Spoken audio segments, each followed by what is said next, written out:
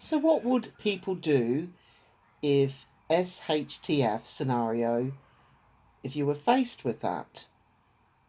There are some questions that I never have given serious thoughts to before. Being part of this community, a lot of people do content on their channels. I'm not one of them. So for me to do this as an upload is quite a big thing. The questions are, the first one is, what scenario in an SHTF would you fear the most? And the examples that were given: nuclear, biochemical, natural disaster, economic collapse, martial law, EMP, or a spiritual, cult, or religious. For me, after listening to a couple of people's answers, I go along with nuclear and biochemical. The reason I've chosen those two instead of one is because they both would damage the world we live in for many, many, many years. Poison the water and the earth and the air. So I don't think there's very much of a comeback from those two. It would make life very, very difficult. So those are the two I fear the most. Second question asks, if we suffer a total economic collapse and money loses all value, what do I have readily available as currency? I don't, in all honesty. I don't have anything that I could use as currency. I am like a lot of people, living from month to month. I don't have a great deal of savings to be buying things like gold or silver. Guns and bullets don't exist in my world. So I don't have anything to offer as currency. Doesn't sound really good, does it? I can't even give something as currency. Wisdom doesn't come into that. Right, so the third question is your mindset to dig in or bug out. Well, I live in a flat. I live in well, it is a large city actually. It's one of the most densely populated in Europe. Well, I would have to say I would dig in to begin with. I don't have anyone I need to protect, not in my home. I'm on my own in my home. My family is spread out across the world, so therefore I can't protect them. I would really only have myself to look after. I would say there is disadvantages and advantages to that, really, because if there's a group of you and something happens to one, the others can help look after that person. So if anything happened to me while I was digging in, no, well, you're not going to be able to rely on any services out there because everything will be chaotic. So you can prepare, which I've been learning through the community. You can prepare by sort of buying things that you can store for long periods of time, water, food, medicines. Make your home that you can protect yourself.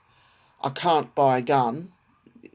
I don't know people that could sell me a gun, but Uncle Al and Westwind have really come up with some good ideas that I can use instead, which are all things that I can do to protect myself. So digging in would be at the start, but of course, like anything, you're going to run out of stuff. So eventually it would be a bug out.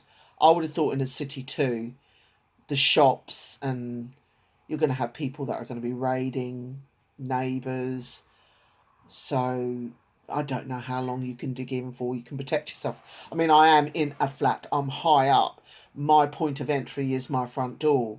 So perhaps I need to think more about how do I protect that front door. But I don't think you're ever going to stop someone if they're really determined to get through that front door and see what you've got that they can have inside. So, yeah, it'd be dig in to begin with. And then when I ran out of stuff, you would have to bug out. So you'd be prepared for that. Like, as I said, such a great community. A lot of people have really good ideas on what you need to take with you to bug out for protection. So I can prepare as well as I can for that. So the question 4 is, in that sort of SHTF situation, what environment would you prefer to be in and why? Well, for me personally, if it did happen, I would prefer to be in the countryside with a friend or another family member. I would prefer the wilderness, because I think urban, you've got such a crushed amount of people in such a small area who are going to all be fighting for the same resources, and it will be the strong that will overcome the weak.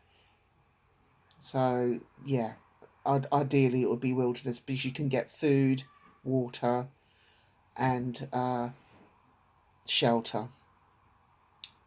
So what's the 3 strongest skills you can bring to the table in a terrible situation globally, that all SHTF?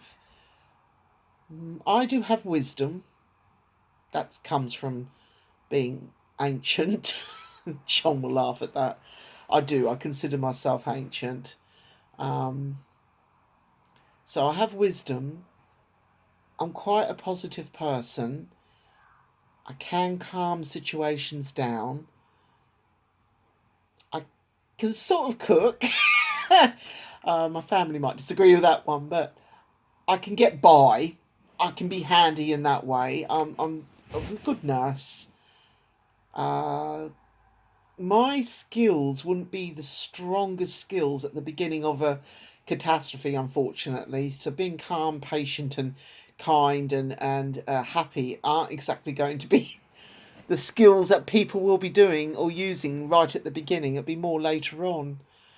So I need some people that can really be strong for me. Oh my god.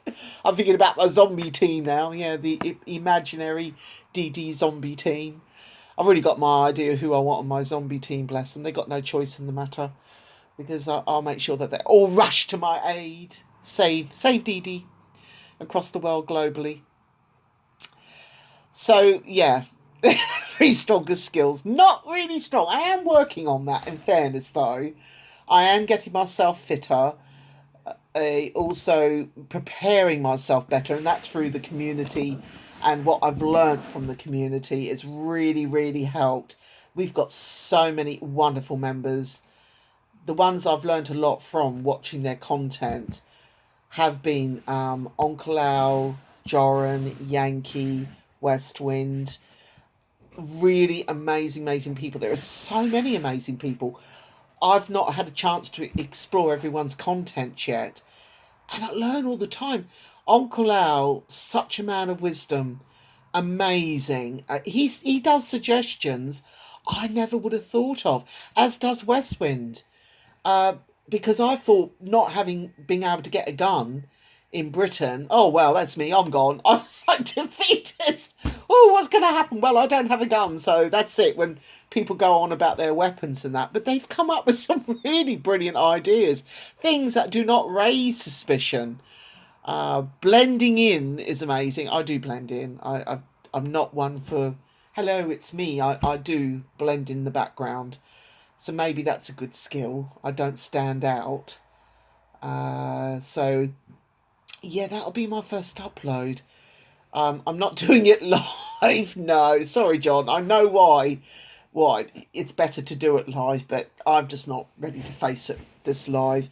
So as I know this is going to take a while to upload onto YouTube, I'll see if I'm brave enough to release it. I hope so.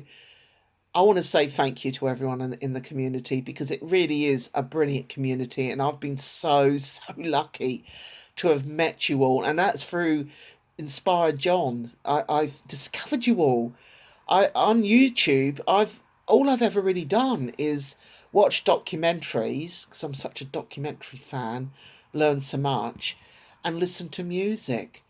I've never really knew that this existed. It wasn't till John introduced me, and I ended up with so many really lovely people that I would love to meet. Wouldn't that be amazing? I really would love to meet you all. So, that's my first upload. Let's see how that goes. Ta-ta!